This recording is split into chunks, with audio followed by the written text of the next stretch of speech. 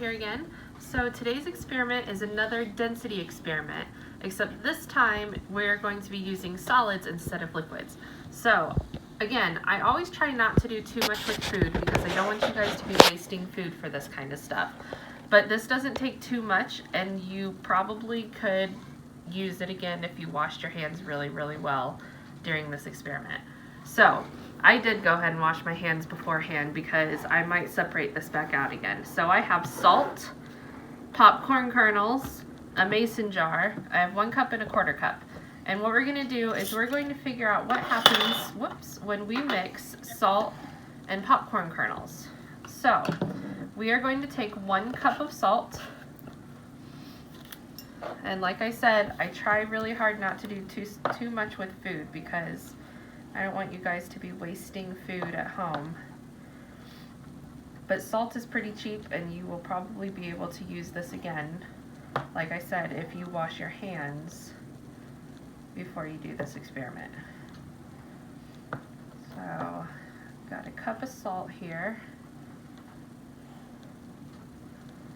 And it doesn't even have to be perfect for something like this, just because even if it's not exactly a cup, it's still going to work. So I have about a cup here, and hopefully I can get it poured in without spilling it too bad. Yeah, it's gonna spill. Oh. Not too bad, not too bad. Alright, so there's our 1 cup of salt. Do not put any salt that you spill back into a salt container. And then just a 1/4 cup of the popcorn kernels.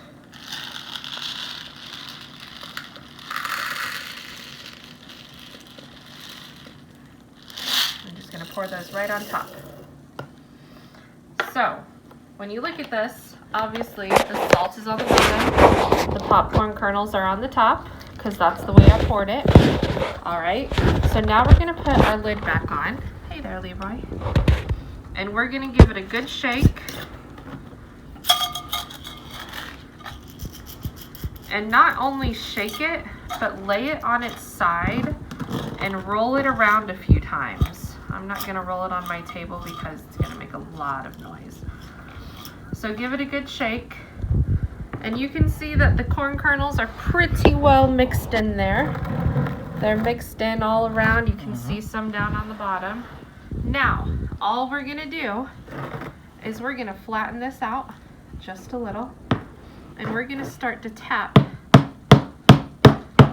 on the table. And the more we tap, the more seeds you're going to see start coming up to the top.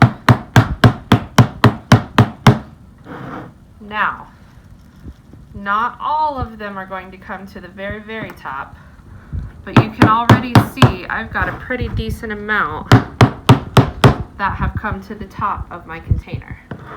I'm going to hit it just a few more times because I got a couple on this side.